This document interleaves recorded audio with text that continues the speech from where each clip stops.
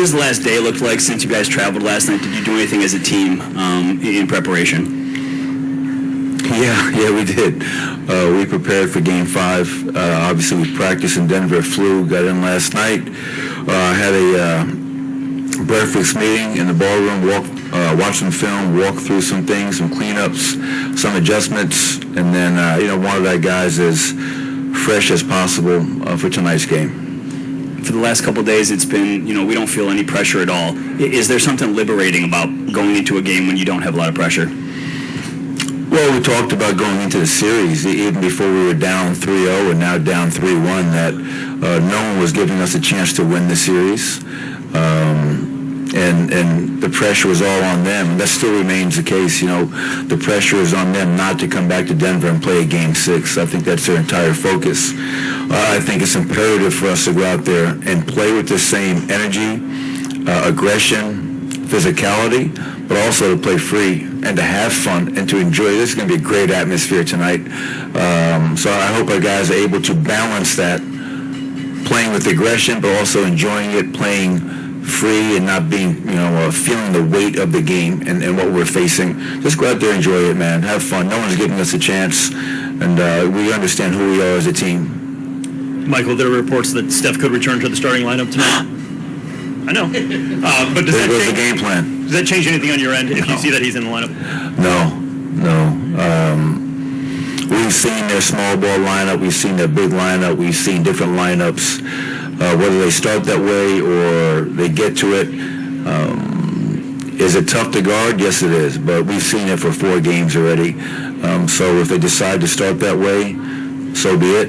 And we'll make our necessary adjustments depending upon who they start. But at the end of the day, we know when the game is on the line, who is going to be on the floor for them. And we've seen that many minutes in this series so far. Coach, how important is the first 5 minutes tonight, the first quarter? You mentioned the atmosphere. Well, we own the first quarter in this series, Chris. That is our quarter. I think, we talked about in Game 1 and 2, we used the word poise. Knowing that this team is capable of going on big runs, knowing that this team is capable of scoring 5-6 threes in a row, and this crowd will make this a very, very loud and hostile environment to play in. So I think at times, whether it's to start the game, end of the second quarter, which was a problem, Game 1 and 2, we have to find a way to have poise through adversity, weather the storm, and find a way just to stay in the game and not allow that snowball to get bigger and bigger, and now all of a sudden there's an avalanche and the game is over. Because that was really what happened in Game 1 and 2. We were in the game near the half, and we were just unable to sustain the way we were playing. So whether it's to start the game tonight, whether it's to close the second quarter, to start the third, we know they're going to go on big runs tonight, and how do we handle that? I think that would be really important. Hey, Michael, not changing what you guys are doing based on what they're doing, does that just come down to the fact that you guys know who you are, you've come this far with that starting 5? Yeah, and I don't have a crystal ball. I'm not going to play, well, they might do this, so we're going to do this. I think that reeks of panic. I think that reeks of overreaction. We're going to start how we start. And depending on how the game goes, we can make changes very quickly.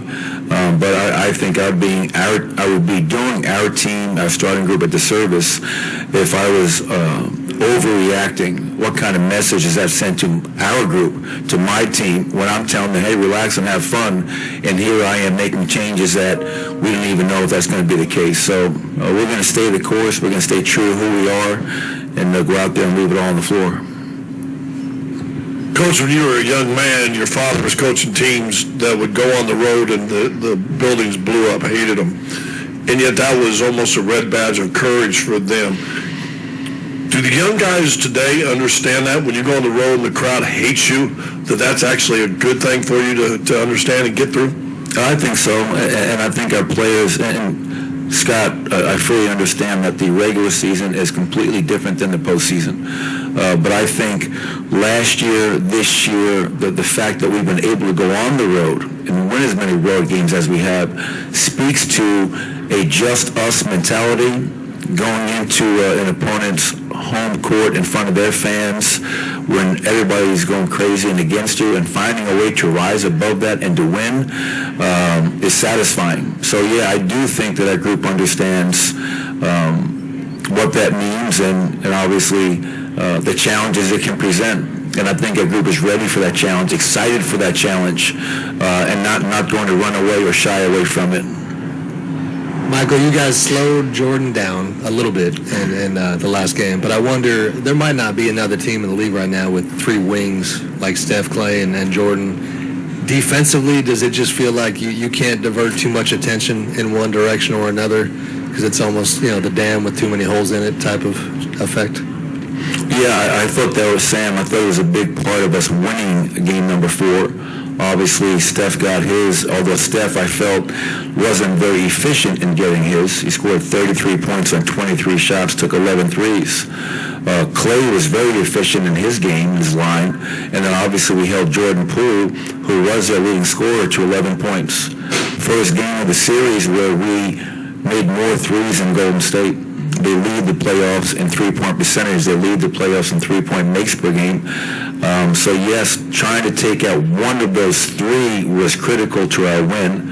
And I would agree, I don't think there is another team that has a perimeter that is three guys averaging basically 25 a game. They put a tremendous amount of pressure on your defense. For us, it really comes down to transition. I mean, we're getting our butts kicked in transition. We gave up 27 transition points last game in a win, 5 threes in transition. Some of that is off of our turnovers, obviously, but we have to be much better in terms of making them work for things instead of giving them easy basket after easy basket in transition, and that's when those guys really get off, is in transition. So hopefully we can find a way to take one of those 3 out again tonight and make it a two-headed monster instead of 3. Thanks, Coach. All right, thanks, everybody.